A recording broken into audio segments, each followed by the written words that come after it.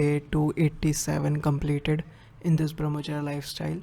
और एक बहुत ही प्रैक्टिकल सा क्वेश्चन है कि एक्चुअली हमें गुस्सा क्यों आता है जब हम ब्रह्मचर्य प्रैक्टिस कर रहे होते हैं। इनफैक्ट अगर तुम देखो, तुम्हें सिर्फ जब तुम ब्रह्मचर्य प्रैक्टिस करते हो सिर्फ तभी नहीं, बहुत सारी चीज़ें ऐसी होती हैं जब तुम्हें गुस्सा आ रहा होता है। तो अब इससे डील कैसे करना है मैं तुम्हें प्रैक्टिकली ऐसी सिचुएशन बताऊंगा जहाँ पे मेनली आपको गुस्सा आता है और वहाँ से आपको उस चीज़ से हटना है। ऑलराइट, पहले तो हम ये बात करते हैं कि एक ब्रह्मचारी को लेके। ऑलराइट, क्योंकि एक ब्रह्मचारी क्या कर रहा है, जस्ट ब्रह्मचारी वर्ड अभी कुछ देर के लिए हटा देते हैं, हम सीमन रिटेंशन वर्ड लेते हैं बिकॉज ब्रह्मचारी बहुत ही भारी वर्ड है। अभी इसको थोड़ी देर के लिए हटाते हैं। एक इंसान अपना सीमन को रिटेन कर रहा है। सीमन क्या है? एक वो एनर्जी है जिसको बनाने में बहुत ज़्यादा टाइम लगता है बॉडी को। इनफैक्ट किसी भी सेल को और जनरेट करने में, जैसे रेड ब्लड सेल आपका बहुत जल्दी डेवलप होता है, जनरेट होता है। बट जो ये सेल है हमारा सीमन, ये हमारी बॉडी का सबसे छोटा सेल है और सबसे ज़्यादा टाइम लेता है इस चीज़ को जनरेट होने में। क्यों? क्योंकि वो जो चीज़ है, ये जो सीमन है, ये जो आपका आयुर्वेदा के हिसाब से ये 45 डेज़ लेता है जनरेट होने में आपकी बॉडी में। ऑलराइट, फिर अभी हम देखें जिस चीज़ को बनने में इतना टाइम लगा है, मतलब उसने काफ़ी सारी एनर्जी कंज्यूम करी आपकी बॉडी की, आपकी बॉडी से बहुत ज़्यादा एनर्जी रिलीज़ हुई है, तब जाके वो एक सेल जनरेट हुआ है जिसे हम कहते हैं सीमन। ऑलराइट, तो इतना ज़्यादा टाइम जिस चीज़ को लगा, मतलब उसने काफ़ी ज़्यादा एनर्जी कंज्यूम करी। अब जब आप उस एनर्जी को संभाल रहे हो तो अल्टीमेटली आपकी बॉडी में बहुत ज़्यादा एनर्जी है। ऑलराइट, अब जब आपकी बॉडी में बहुत ज़्यादा एनर्जी है तो जब ज़्यादा एनर्जी होगी तो अगर आप उसे कोई डायरेक्शन नहीं दोगे फ्लो होने का, तो फिर वो नेगेटिव वे में उस डायरेक्शन ढूंढेगी। जो जैसे एंगर होता है, ये भी एक फॉर्म ऑफ एनर्जी ही है। अभी मैं एनर्जी बोलूँ तो कह लो शक्ति जो है हमारी, जो हमारी बॉडी में बढ़ती है, जो हमें ब्रह्मचर्य के फ़ायदे मिलते हैं, तो हमारी जो अल्टीमेटली शक्ति बढ़ती है वो इस वजह से बढ़ती है क्योंकि बॉडी में ज़्यादा एनर्जी आ रही है।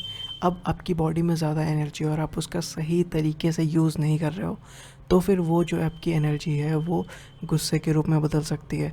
कभी कभी तो ऐसा होता है कि इतनी ज़्यादा एनर्जी लगती है कि जाके दौड़ूं, भागूं, ये सब करूं।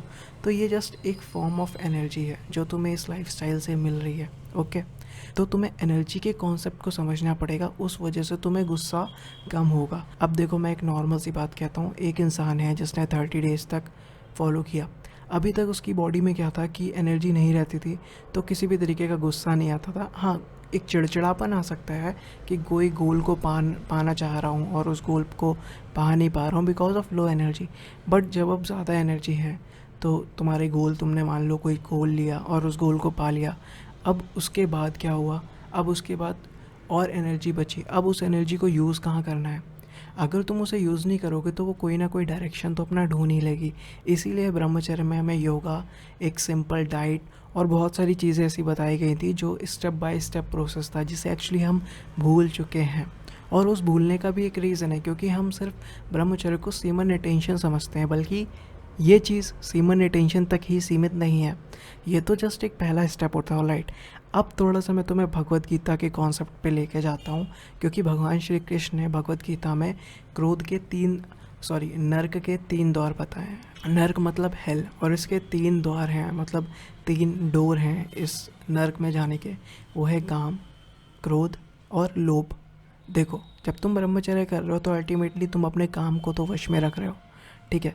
फिर दूसरी चीज़ हमारी आती है क्रोध, ठीक है। अब यही चीज़ है हमारी एंगर को लेके, क्योंकि एंगर हमारा क्रोध ही है। अब ये जो दूसरा स्टेप है हमारे एंगर को लेके, इसको हमें कैसे मेंटेन करना है, कैसे इस एनर्जी का यूज़ करना है, हमें ये सीखना है। देखो, जब तुम्हें गुस्सा ज़्यादा आए तो मतलब बॉडी में हाई एनर्जी है। अब इस एनर्जी को तुम एक्सरसाइज करो। मैं बहुत सिंपल लाइफस्टाइल जो मैंने बताई थी पुशअप, उसमें भी जस्ट ये चीज़ थी कि अपनी एनर्जी को किसी तरीके से ट्रांसम्यूट कर दो। जब भी गुस्सा आए, अड़ जाए, पुशअप करो। पुशअप से तुम्हारी एनर्जी ट्रांसम्यूट हो जाएगी, अपर बॉडी में लग जाएगी, फिर वो गुस्सा चला जाएगा क्योंकि तुम्हारी एनर्जी ख़त्म हो जाती है। जब तुम्हारे सांस तुम ज़्यादा तेज़ लेते हो तो एनर्जी वहाँ पे यूज़ होने लगती है और वैसे ही अल्टीमेटली गुस्सा ख़त्म हो जाता है। ये एक बहुत ही प्रैक्टिकल वे होता है अपने गुस्से को कंट्रोल करने के लिए। अब देखो, कुछ सिचुएशन लेते हैं जब हमें गुस्सा आता है, जैसे फैमिली की वजह से, क्योंकि कभी कभी ऐसा होता है कि हमें फैमिली की वजह से भी गुस्सा आता है। कुछ रीज़न ऐसे होते हैं जब हमें फ्रेंड्स की वजह से गुस्सा आता है।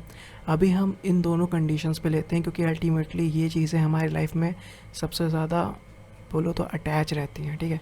फैमिली पे गुस्सा है, इग्नोर। फ्रेंड्स पे गुस्सा है तो इग्नोर। ऑलराइट, अपने वे पे चलो, अपनी कामनेस पे रखो और इसी तरीके से तुम अपने गुस्से को हैंडल कर सकते हो। ऑलराइट, तो ये कुछ प्रैक्टिकल टिप्स थे। कोई और क्वेश्चन हो तो पूछ लेना, मैं रिप्लाई दे दूँगा। आज के लिए बस इतना ही था। Love you, bye bye, take care और अपना ख्याल रखना।